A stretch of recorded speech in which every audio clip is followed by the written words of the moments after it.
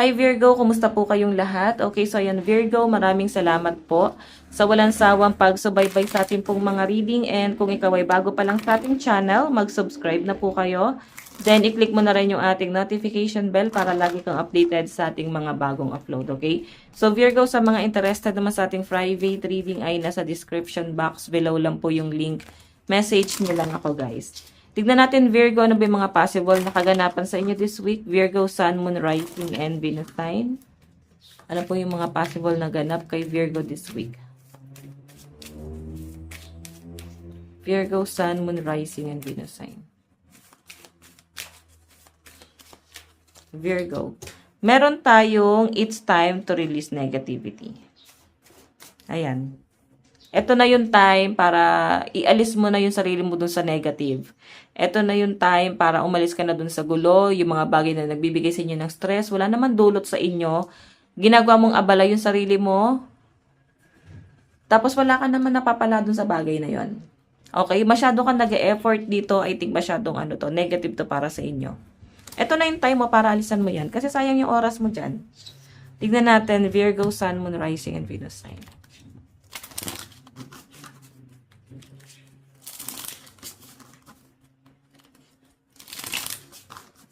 Virgo, Sun, Moon, Rising, and Venus sign. Additional message. Virgo.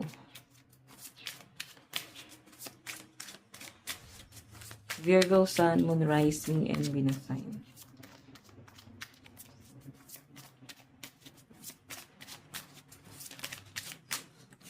Meron tayong The Hierophant. Ayan. Parang kailangan mo magmuni-muni muna this week, guys. So, kailangan mo ng time. Kasi tignan mo, marami pang challenge na paparating sa inyo at kailangan mo ihanda yung sarili mo. Yung challenge na parang may grow na mangyayari sa buhay mo. Hindi siya parang challenge lang para yurakan ka, ilubog ka. Hindi ganun yung nasasagap ko dyan. Challenge to para papunta, parang challenge siya papunta sa success. Okay? May achievement ako nakikita rito. Kailangan mo lang munang i-isolate yung sarili mo, ihanda mo. I-relax mo muna yung isip mo. Umalis ka muna doon sa mga stress. Okay? Kasi may new beginning ako nakikitang kaparating para sa inyo. At once na malagpasan mo tong challenge na to, ang ganda na nito eh. Okay? Ang ganda na nito. Actually, ngayon pa nga lang natatanaw mo na, no? Na meron siyang magandang idudulot sa inyo. Yun nga lang guys, medyo challenging siya para sa inyo. Okay? Kailangan mo ng pagtsatsaga dito sa bagay na to. Tignan pa natin. Meron tayong Queen of Pentacles. Actually, ito kasi guys, si Queen of Pentacles, hindi to masyado marunong mag-manage ng pera, no? Though, Queen of Pentacles siya. Virgo, maayos ka pagdating sa pera. Ang problema lang guys, yung mga tao sa paligid mo, hindi marunong mag-manage or may problema silang ginagawa tapos ikaw yung sumasalo ng problema na yon. Medyo nakaka-stress to sa end mo. Ang nakikita ko lang sa inyo guys, wala kang choice, no? Parang kahit naman tumanggi ka rito, kahit naman mainis ka rito, ikaw pa rin yung magiging sangkalan, ikaw pa rin yung magiging takbuhan. Ikaw pa rin yung susolusyon sa problema ng ibang tao. Okay, no? Madadamay ka sa problema nitong mga taong to. O nitong taong to, nahihingi ng tulong sa inyo. Medyo nakaka-stress talaga to, guys. Kasi ikaw yung nakikita nilang medyo maluwag. Ikaw yung nakikita nila na medyo pwede nilang takbuhan. At alam mo yon, medyo naiinis ka lang. Maiinis ka dito kasi ikaw nga sa sarili mo, nagsusurvive ka eh. Tapos problema nila sasaluhin mo, lalo na kung pera yung involved, no? May money involved eh. Queen of Pentacles to eh. Kaya siguro ang sinasabi rito, it's time to release negativity. Okay? Kasi nagdudulot sila ng negative sa inyo. Tignan pa natin. Virgo, Sun, Moon, Rising, and Venus sign. Virgo.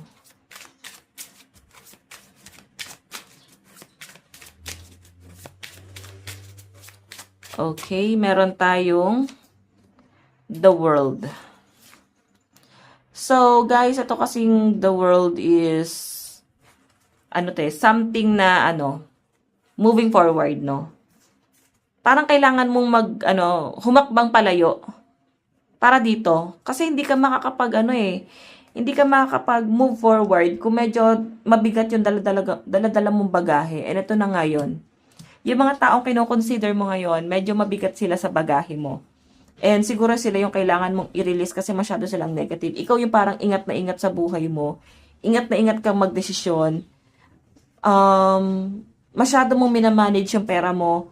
Tapos sila gumagawa lang ng mga ganitong problema. 'Di ba? Medyo nakaka-stress to sa end mo, no, Virgo? Tingnan pa natin. Medyo challenging lang talaga sa inyo to, Virgo.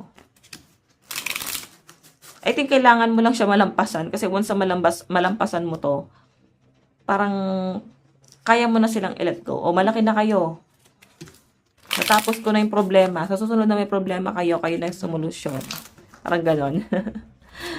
Ang tingin kasi nila sa inyo, Virgo, is someone na may pagka-leader. Tignan natin.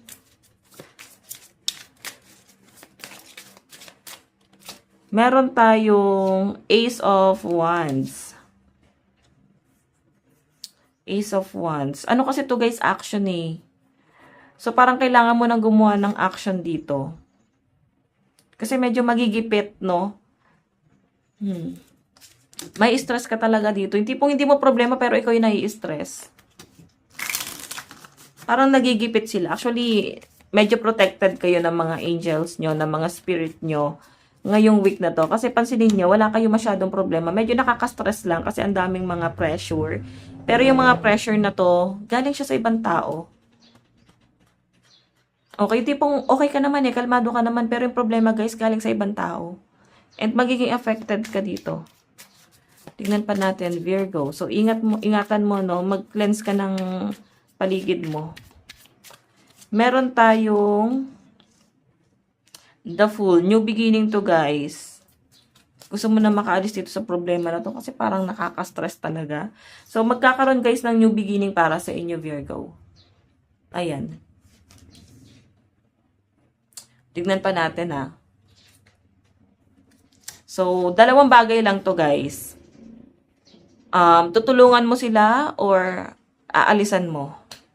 Or tutulungan mo muna sila bago mo sila alisan. Bago mo makuha tong new beginning na to. Pero ikaw ang nakakalam yan kung paano mo siya i-handle. Alam mo yung gagawin mo dito. Tignan pa natin ha.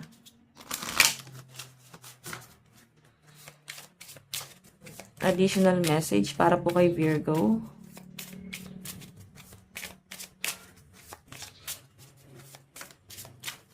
Meron tayong I trust the wisdom within.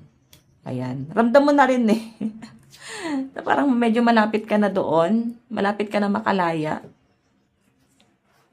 Unti-unti ka na nakakalaya doon sa mga sa mga nakaraang problema Tapos ngayon may bagong problema na naman na dumating. O sabihin na natin guys na nakalaya ka na sa problema mo nitong mga nakaraan. Naayos mo na. Nasettle mo na. Pero parang may bagong pressure na naman na dumarating. Or darating. Okay? So, Virgo, ito lang po ang inyong reading. Maraming salamat. God bless and love you all. Bye-bye.